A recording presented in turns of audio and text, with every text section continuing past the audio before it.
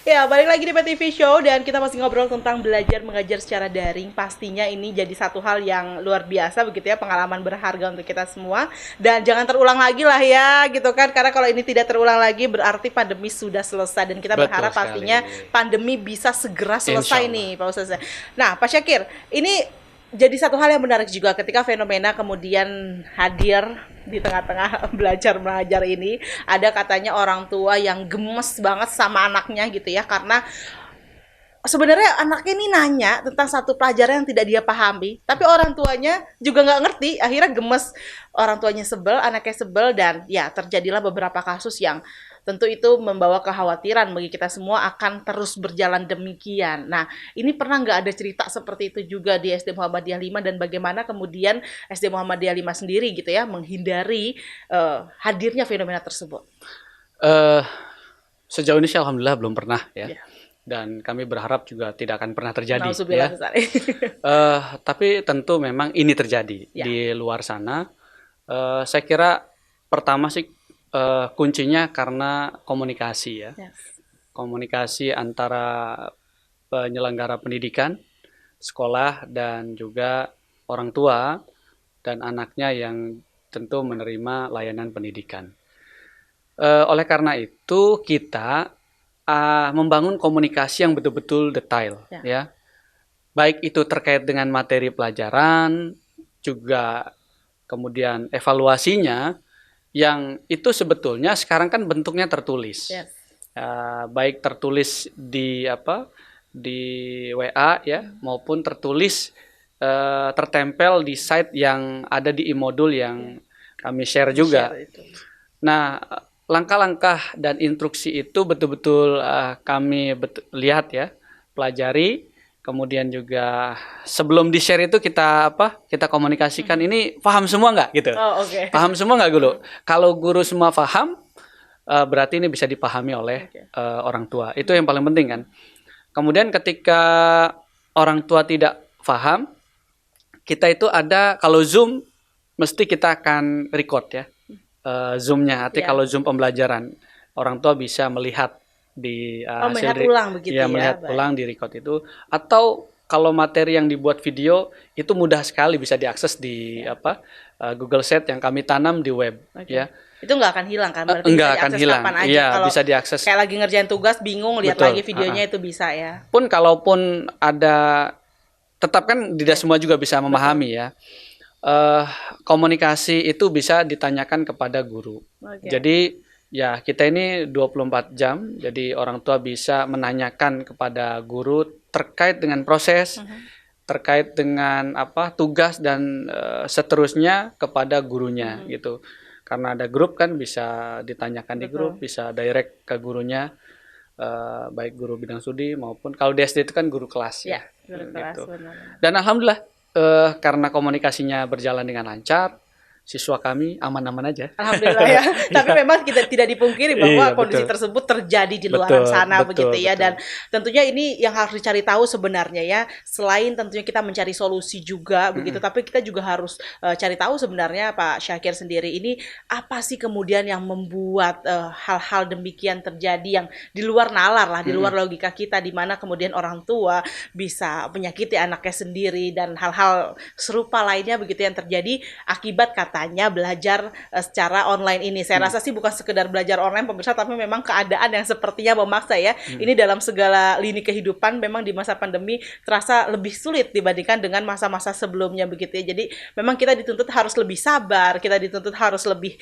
tabah begitu ya. Harus meningkatkan kualitas diri, keimanan, ketakwaan. Nah, ini apakah juga jadi satu hal yang diperhatikan oleh SD Muhammadiyah 5? Ya, kita paham betul ya. Saya sering sampaikan kepada guru-guru bahwa berdasarkan riset sekitar 56% warga Indonesia ini dalam keadaan depresi akibat pandemi. Ya, depresi ini kan sifatnya umum ya. Betul. Ada yang akut, tentu juga ada yang tidak akut. Kelihatannya santai, tapi ngedenger nyamuk bersuara aja dia marah gitu kan. Iya benar. Kelihatannya slow gitu kan. Nah, itu kan sebetulnya bagian dari depresi. Nah, guru-guru kita tekankan bahwa ketika mendapati komunikasi yang kita anggap lah misalnya nggak nyaman, Betul. tetap bersabar gitu kan. Menghadapi siswa yang low respon juga tetap bersabar. Agar juga guru-guru tetap melayani seluruh siswa. Kalau ada siswa yang nggak komunikatif misalnya, ini BK hadir. Jadi kita jadwalkan guru BK itu menyapa siswa khusus itu 1 jam pertemuan per kelas ya. Jadi ya bagaimana guru BK akan menanyakan bagaimana keadaan kalian dan seterusnya secara psikologi lah ya, secara psikologi.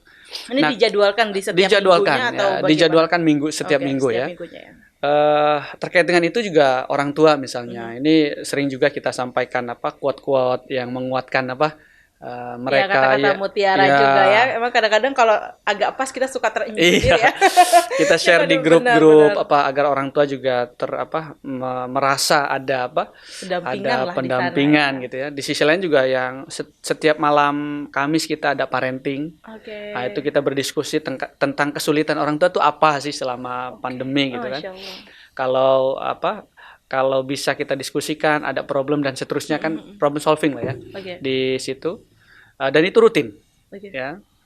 Tanggapan orang tua sendiri gimana nih terhadap program yang? Wah sangat apresiatif terhadap. Karena kan tidak semua sekolah juga punya program seperti itu. Dan ternyata banyak juga orang tua yang mau curhat ya. Iya, banyak orang tua yang yang paling penting dapat pendampingan itu sih, Pak Syakir. Itu enggak terasa kita mulai habis Isya itu jam 10 kadang-kadang masih ada aja yang mau curhat gitu ya. Luar biasa. Artinya nih dalam konteks ini kan orang tua betul-betul ingin tempat ya untuk berbagi, untuk sharing dan seterusnya. Dan dalam hal ini sekolah hadir gitu. Nah, itu sehingga orang tua merasa oh iya ya.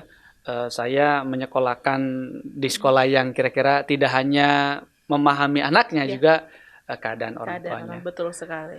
Dan yang paling penting juga kita ini kan yang paling penting berkaitan dengan finansial. Jadi kita juga memahami itu, maka kita ada bantuan pendidikan. Dengan misalnya potongan berapa persen gitu di bulanan, berapa persen di uang masuk dan seterusnya. Artinya lebih fleksibel lah ya, karena kita paham itu. Dan selain tadi ada program di mana orang tua kemudian diberikan tempat begitu ya. Dan yang paling penting memang setiap jiwa ini yang penting ada wadah gitu.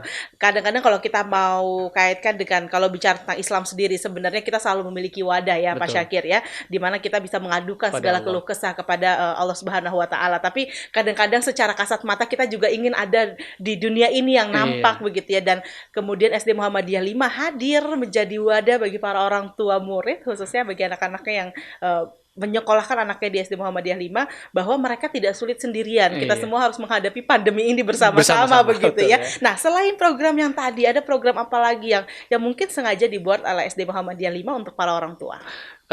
Ada program One Day One Juice. Nah, itu tadi. Ini kan pendekatan spiritual. Kalau kita berbicara emosi, ini kan tidak hanya berbicara hal-hal yang kasat mata, tapi pembenahan diri. Kita ada One Day One Juice. Setelah 30 hari kita ada khataman berjamaah, kita berdoa bersama. Di khataman itu kita ada tausiah. Kemudian juga ada IG Live